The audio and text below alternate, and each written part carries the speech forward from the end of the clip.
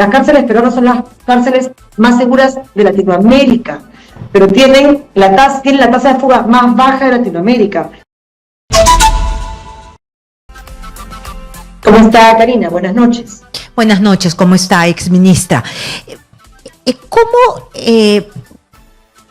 ¿De dónde empezar? Es un problema que es profundo, tiene muchísimos años. Estaba yo contando que 10.000 presos son resguardados por 60 agentes del INPE por turno.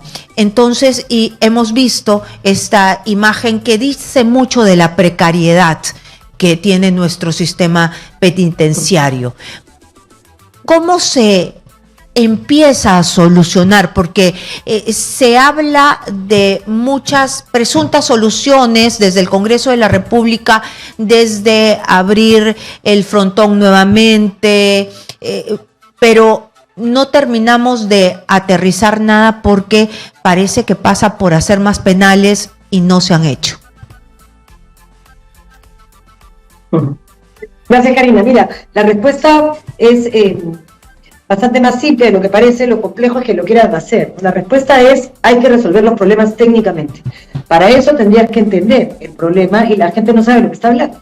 Entonces, si el presidente del Congreso habla de organizar, de reorganizar, en realidad está teniendo una respuesta política a un problema que es de una profundidad gravitante, en un momento en el que la seguridad del país está en riesgo, en un momento en el que hay un control de las calles por parte de bandas criminales que están peleando por control de territorio y que necesitas cárceles seguras. Las cárceles peruanas son las cárceles más seguras de Latinoamérica, pero tienen la tasa de fuga más baja de Latinoamérica. La última fuga en el penal de Lurigancho fue en el año 2017, y hay una fuga el año pasado, 8 en el 2003, y el nivel de captura es casi inmediato. La dinámica de las cárceles, más por una voluntad de trabajo dentro de las cárceles, y por sistemas que se han ido implementando. Yo las conozco bien, las visito permanentemente, en particular Lurigancho y Castro Castro desde hace muchos años. Yo soy agente pastoral y te digo que este muchacho es fruto de su terror. ¿Tú crees que así como no se podían escapar un montón? No se escapan, porque hoy día hay mecanismos para persecución. A este chico le han dado 10 años, tiene 20 y tantos años, está por robo agravado, se aterró, se escapó, lo van a volver a regresar y la va a pasar muy mal. O sea, si tenía 10 va a tener muchos más. El tema es: ¿cómo puede llegar a escaparse? Tienes 45 presos por cada custodio. Tú has hablado de una cifra que es aproximada en función de la cantidad de presos, pero olvídate del Lurigancho que tiene 10.000, ¿no? Uno por cada 45. Y no te estoy hablando de que cuando tienes que mandar un funcionario del INPE acompañando un preso que tiene que ir para diálisis, por ejemplo, que es 3 veces a la semana, o para una audiencia.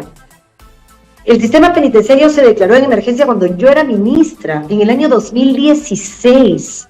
Han pasado 10 años, 9 años, y sigue declarada en emergencia. Una emergencia que tiene 10 años, en realidad significa que no has hecho nada. En el año 2000, se cumplieron hace 5 años, el Tribunal Constitucional dio una sentencia declarando un estado de cosas inconstitucional en las cárceles peruanas y cerró cárceles como Castro Castro, por ejemplo. Es decir, ya no van más presos a ese penal porque ya no tienes capacidad. El nivel de hacinamiento es tal que hace imposible controlar el orden dentro del penal y hacer los procesos de resocialización. Si no hace resocialización por un tema de humanidad o de misericordia, hazlo, porque tienes 2 dedos de frente. El grueso de los presos va a salir en 10 años. Si no los arreglas, salen peores. Entonces hay que atacar las causas de la criminalidad. ¿Por qué se cometen delitos en el Perú? 9 de cada 10 no tuvieron un abogado privado, 6 de cada 10 no acabaron el colegio, 7 de cada 10 vivieron en hogares con violencia familiar. Implementa políticas públicas de verdad, seguimiento a deserción escolar, temas de violencia familiar, barrios alternativos de protección y de cuidado para menores, puestos en la cárcel de los pobres, pues porque nadie no paga un abogado si se trata de su libertad, ¿no? O sea, hay que hacer cosas en serio, Karina, no jugar con la gente, con el miedo de la gente, diciendo mentiras que suenan bien, pero que no resuelven nada. Estado de emergencia, no resuelve nada. Saquemos a los militares a la calle, los sacas del BRAEM y no resuelve nada. Pena de muerte, no ha resuelto nada en el mundo. Hay que trabajar usted nos decía, en serio, ya lo dijo la presidenta del Poder Judicial. Usted nos decía recientemente que el TC, el Tribunal Constitucional, hace 5 años más o menos había dicho que tenían que ponerle foco principalmente a la política penitenciaria porque no daba más, porque se habían convertido por una cuestión de derechos humanos y porque también eran unas escuelas de la delincuencia. Y hace unos días teníamos precisamente a la presidenta del Tribunal Constitucional y le hacía yo esa pregunta y el seguimiento, porque le daban 5 años, pero después de los 5 años, ¿qué pasa? ¿No? Entonces, ¿qué es lo que sucede? Y me respondió la doctora Pacheco de que ellos tampoco tenían un carácter imperativo, ¿no? Que tampoco era que le habían pedido... Sí, que le habían pedido un informe al Ministerio de Justicia, que se habían hecho algunos avances que no pareciera, porque vemos cómo está el sistema penitenciario, pero que más no se podía.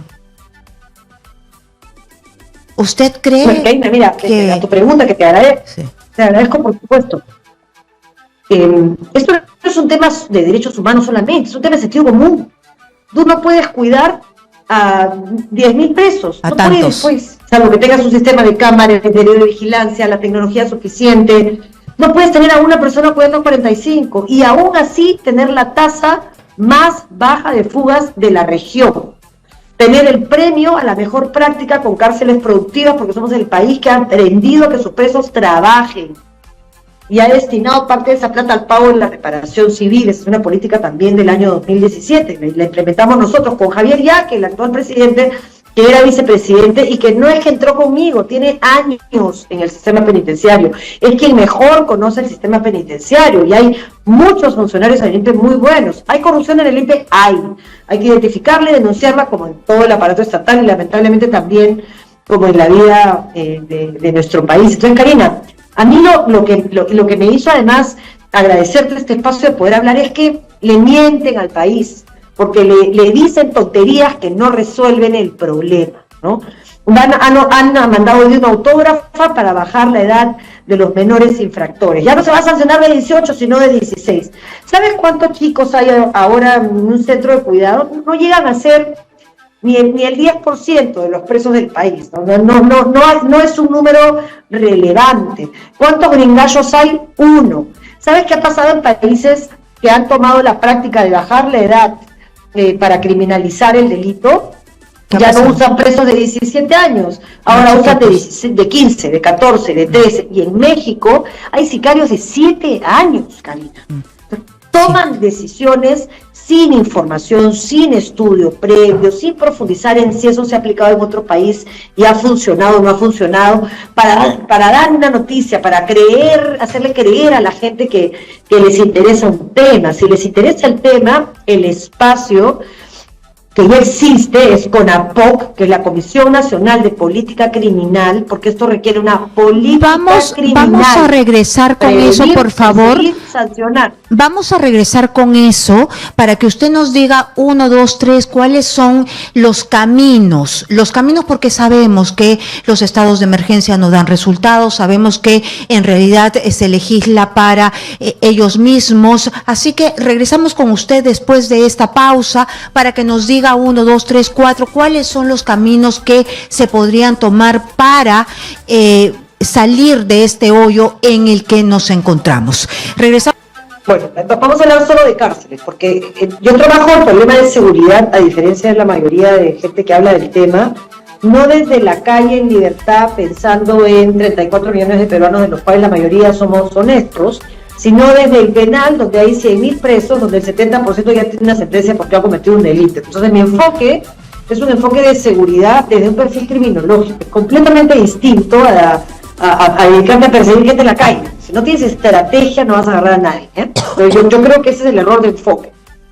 ¿Qué cosa haría yo? Hay 5 medidas urgentes que yo implementaría de inmediato primero para transmitir una sensación de seguridad al país, y que tiene que ver, una, que ya la presidenta del Poder Judicial también está en la misma línea, no te voy a decir que la ha tomado, porque eso es una soberbia que no me voy a permitir, pero lo ha hecho público, fue un comunicado donde dijo: unidades de flagrancia, habilítenme con la ley y denme la plata, porque eso es inmediato, Karina. Eso, el mensaje que le manda al país es: como te agarre haciendo algo, te vas a la cárcel en el acto. Y eso se puede hacer en los penales del país, que hay 69, puedes usar uno en cada región, tienen la carceleta lista y tienen la tecnología lista para poder hacer la flagrancia y hacerlo incluso utilizando tecnología, y si lo chapas cometiendo el delito se va preso.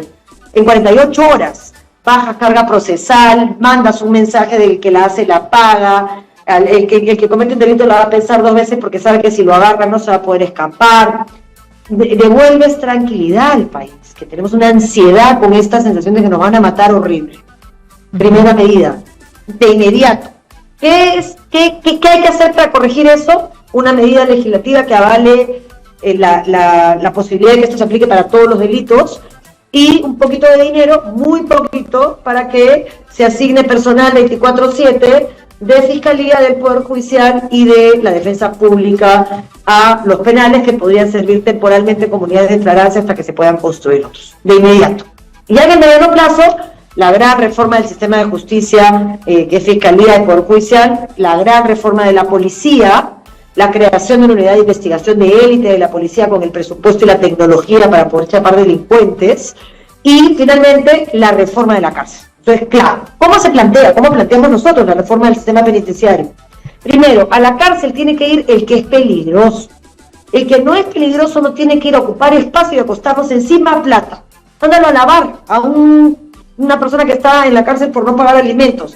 Mándalo los fines de semana a limpiar los colegios, a barrer la Panamericana, a recoger la basura en las playas, para que pague con chamba, y no le tengas que pagar tu comida, traslados, ocupe espacio, genera desorden. Sácate todos esos delitos menores, ¿no? Que no le hace daño a la gente. Claro, es gravísimo que una persona no le pague a su hijo, pero dale a trabajar y págale tú de frente a su hijo, además de la sanción. Si quieres, ponle un grillete, en fin, hay 1000 formas que no son ocupar las cárceles. Segundo, más barato nos sale darle esa plata a los niños para que tengan que comer que tener manteniendo al sinvergüenza que no le paga alimentos a su hijo. Segundo, saca a todos los que han cometido delitos culposos, o sea, que no son delincuentes, se le vaciaron los frenos. Sí, pues hay un descuido y hay que sancionarlo, pero no es un hombre peligroso, solo tienes que sancionarlo. Económicamente, o sea, el tema de negligencia, por supuesto, que no llega a ser delito, pero además con pago a la comunidad, que limpie, que lava, que planche, que le dé parte de su profesión, grillete, que tampoco le cueste al Estado. A la cárcel tiene que ir el que es peligroso. Y con eso, sacando a las personas que no son peligrosas, sí se baja muchísimo la población penitenciaria. ¿Qué tanto? ¿El 40%, el 30%, muchísimo. El 20%? No. Estamos hablando de penas bajitas hasta 5 años, que por supuesto tengan estas características. Estamos hablando de ancianos que tienen, por ejemplo, demencia senil. ¿Para qué lo tienes en la cárcel? O sea, va a empezar.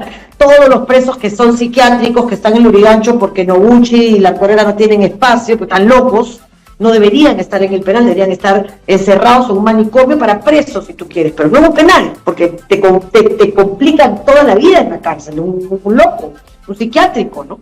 Pero sí hay necesidad de hacer penales, construir, en mi época eso podía representar un 10%, pero entonces sí hay que construir penales, sí se tiene que construir penales. No, hay que construir penales, porque la capacidad es para 40 y tantos mil y hay 90.000. O sea, no hay manera de que saques a la calle a la mitad. Eso sí sería peligroso, eso es una irresponsabilidad. Pero sí se puede sacar, yo creo que con medidas que no pongan en riesgo al país, 30.000 o 20.000, 30.000. Y mandamos a trabajar, no perdonar en la vida. Hay 5.000 presos extranjeros. Los que ya tienen sentencia, que no sé si es 7 o 6 de cada 10, mándalos a su país, activa tu Cancillería y le dices a su país: llévate tu preso, no tengo por qué pagar por un preso sentenciado que cuando cumpla su condena lo voy a votar igual. Entonces, claro, no tiene sentido, ¿no? Y la mayoría son por narcotráfico, además, ¿no? Bueno, ahora el preso venezolano tiene otro perfil, es diferente, pero antes era casi todo narcotráfico, ¿no? Ahora colombiano es gota a gota y venezolano es sicariato, extorsión. Y además que no los reciben, ¿no? Crimen organizado, pero antes era trata de personas, narcotráfico, mándalos a su país, prohíbeles el ingreso, ¿no? De acuerdo, Genera entonces leyes, por ejemplo, ha quedado de responsabilidad compartida con la familia, ¿no? Ha quedado claro y además que... ¿Me decías, Karina? Yo decía dos cosas, ¿no? Que ha quedado claro y además que a los venezolanos no los reciben, no hay posibilidad de mandarlos a su país porque no reciben a ningún tipo de venezolanos de retorno y eso es una lástima. Muy bien, ha quedado claro, hay caminos, no hay voluntad política, lo que hay ganas de hacer aspavientos, hay ganas de reventar cohetes, hay ganas de alzar la voz, pero no hay voluntad política. Muchísimas gracias.